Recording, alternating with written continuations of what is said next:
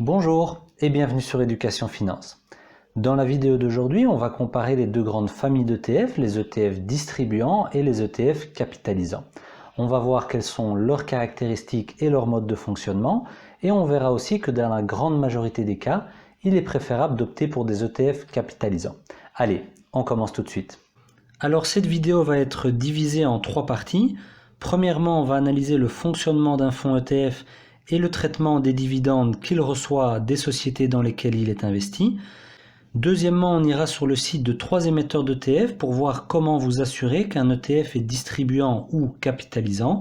Et enfin, on comparera la performance historique d'un ETF capitalisant et d'un ETF distribuant.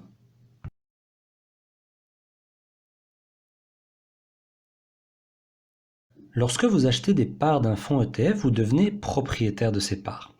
Le gestionnaire du fonds ETF reçoit l'argent que vous avez investi et l'investit conformément au statut et aux objectifs du fonds, soit en actions s'il s'agit d'un ETF d'action, soit en obligation s'il s'agit d'un ETF d'obligation. C'est donc l'ETF qui devient propriétaire des actions ou des obligations. De votre côté, vous devenez propriétaire de parts de l'ETF. Mais voyons maintenant ce qui se passe concrètement si une société dont un ETF détient des actions décide de distribuer un dividende. Prenons pour cet exemple le cas de deux ETF, un ETF distribuant d'une part et un ETF capitalisant d'autre part. Chacun de ces deux ETF est propriétaire exactement de la même chose, sans action de la société A. Le capital de la société A est représenté par 100 000 actions. À l'instant où l'on se parle, la société A dispose de 200 000 € de liquidités excédentaires sur ses comptes bancaires. Elle décide de les distribuer sous forme de dividendes à ses actionnaires. Étant donné qu'il y a 100 000 actions et 200 000 € à distribuer, chaque action recevra 2 € de dividendes. Le dividende qui va être distribué à l'ETF distribuant et à l'ETF capitalisant sera exactement le même, puisque les deux ETF sont propriétaires du même nombre d'actions de la société A. L'ETF distribuant va utiliser les liquidités qu'il a reçues de la société A pour les distribuer à tous les détenteurs de parts de l'ETF distribuant.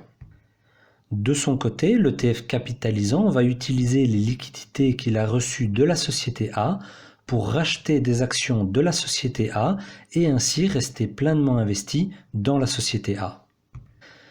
Autre élément important, notez que le dividende distribué par l'ETF distribuant à ses détenteurs de parts est soumis à l'impôt. Notez aussi qu'à ce moment-ci, la valeur de l'ETF capitalisant est devenue supérieure à la valeur de l'ETF distribuant. Pourquoi? Parce que l'ETF capitalisant a utilisé les liquidités qu'il a reçues et les a réinvesties, alors que l'ETF distribuant a utilisé ces liquidités, les a sorties de l'ETF pour les mettre dans la poche des détenteurs de parts distribuantes. Tout ceci donne un double avantage en faveur des ETF capitalisants. D'une part, les détenteurs d'ETF capitalisants ne subissent pas d'impôt puisqu'il n'y a pas de distribution en leur faveur. Et d'autre part, les ETF capitalisants réinvestissent systématiquement tous les dividendes qu'ils reçoivent dans les sociétés qui les distribuent. De ce fait, l'ETF capitalisant va pouvoir réaliser du rendement non seulement sur les 100 actions de la société A qu'il détenait initialement, mais aussi sur les actions de la société A qu'il a pu acheter avec les 200 € de dividendes qui lui ont été distribués. En répétant ces réinvestissements année après année, l'ETF capitalisant va pouvoir faire jouer à plein le système des intérêts composés. Albert Einstein disait des intérêts composés qu'ils sont la 8e merveille du monde, car ils vous permettent de réaliser du rendement sur du rendement réalisé précédemment. Alors vous vous demandez probablement dans quel cas est-ce qu'un ETF distribuant peut être plus avantageux ou plus intéressant qu'un ETF capitalisant. En réalité, les ETF distribuants ne sont intéressants que si vous souhaitez vous constituer une rente, si vous désirez obtenir un revenu récurrent des ETF dans lesquels vous investissez. Mais dans tous les autres cas, préférez les ETF capitalisants.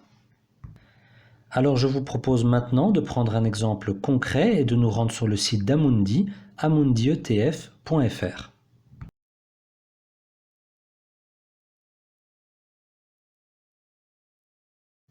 Prenons l'exemple ici de l'ETF d'Amundi, Amundi Eurostoxx 50 UCITS. Alors Amundi est le nom de l'émetteur, Eurostoxx 50 est l'indice qui est répliqué par cet ETF et UCITS signifie simplement que l'ETF répond à toutes les normes européennes applicables aux fonds de placement. Sur le site d'Amundi, vous retrouvez ici un menu déroulant dans lequel vous retrouvez les différents types de parts qui sont applicables et disponibles sur cet ETF. Vous voyez que vous avez des parts en euros et en dollars américains et vous avez des parts C et des parts D. Les parts C sont les parts capitalisantes et les parts D sont les parts distribuantes. Alors si l'on sélectionne la devise euro, on voit qu'on a la part capitalisante et la part distribuante, que chacune d'elles dispose d'un code ISIN qui lui est propre, que vous allez pouvoir utiliser pour retrouver ces parts sur le site de votre courtier en ligne et pour passer à l'achat de la part d'ETF qui vous intéresse. Si l'on souhaite vérifier que la part C signifie bien une part capitalisante et qu'on la sélectionne, on clique ensuite sur le nom de l'ETF.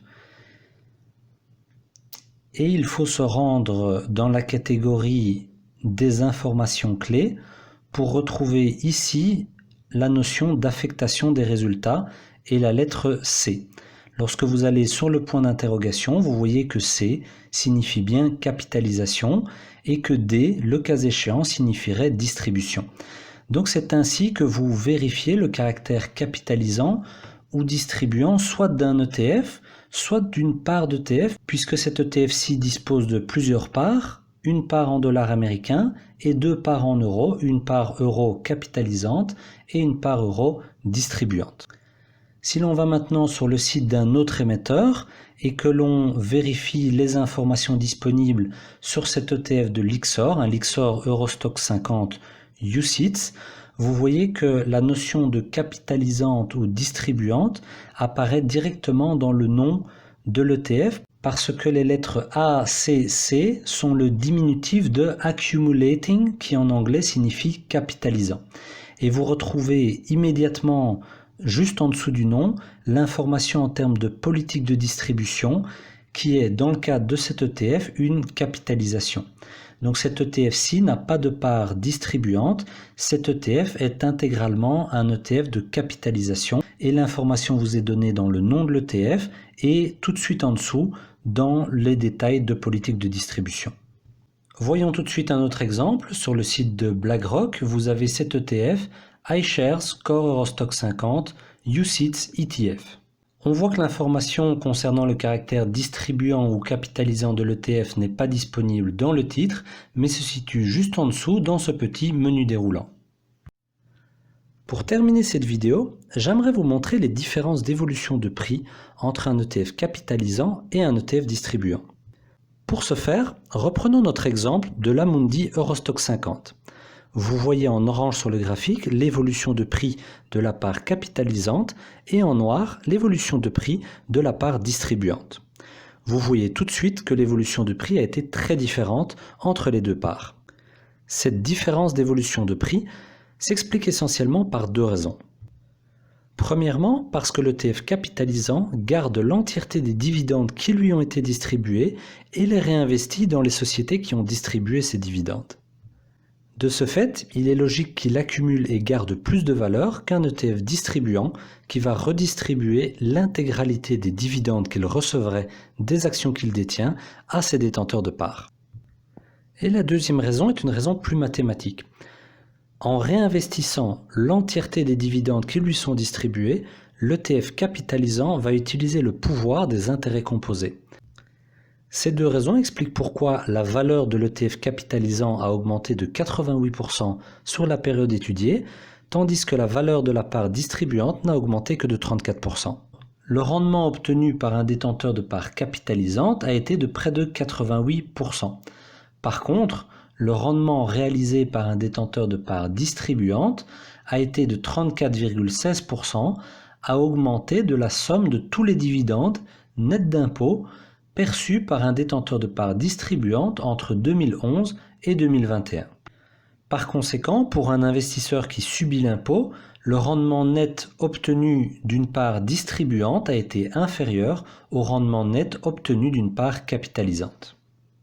Voilà, j'espère que cette vidéo vous a plu et si mon contenu vous intéresse, je vous invite à vous abonner à cette chaîne YouTube, à vous inscrire à la newsletter sur le site educationfinance.eu afin de ne rater aucune de mes actualités et à rejoindre mon groupe Facebook pour pouvoir échanger avec moi. Je vous donne tous les détails en description et je vous dis à bientôt pour une nouvelle vidéo.